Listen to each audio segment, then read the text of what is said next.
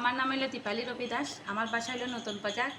আজকে আমি শিলপুরি চাতলার জেলা পরিষদ, যেহেতু আমার ন্যাশনাল পার্টি জাতীয় ভারতীয় কংগ্রেস মনোনীত হয়েছি।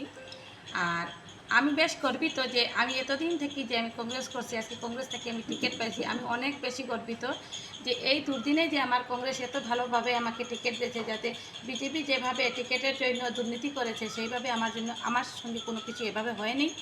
কিন্তু আমি যদি এই শিলপুরি চাতলা জিপিতে জেলা পরিষদ হই, তখন আমি জনসাধারণের পাশে দাঁড়াবো, কারণ আমি একজন সাধারণ ঘরের নারী। তাই আমি বলছি যে আমি সব নারীর সাথেই থাকবো।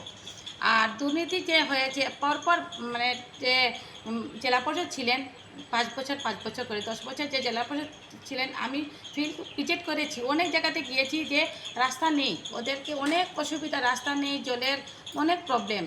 যে আমি বলেছি যে আজকে ওরা যে 5 বছর করে 10 বছর জেলা পরিষদ ছিলেন, ওরা কী করেছেন?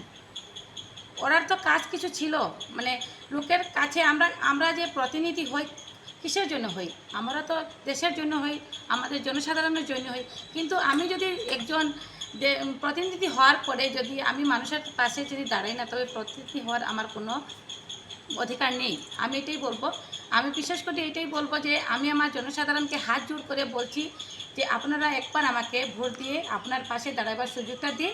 আর আমি যতটুকু পারি আমি আপনার সাথে থাকব। আমি ডেপুটি হয়ে থাকবো না, এটা আমি চাই না যে কোনো দিন আমি জেলা পরিষদে থাকবো। আমি আপনার মতন, আপনার মেয়ে, আপনার বোন আপনার হয়ে থাকবো, এটাই আমার বক্তব্য।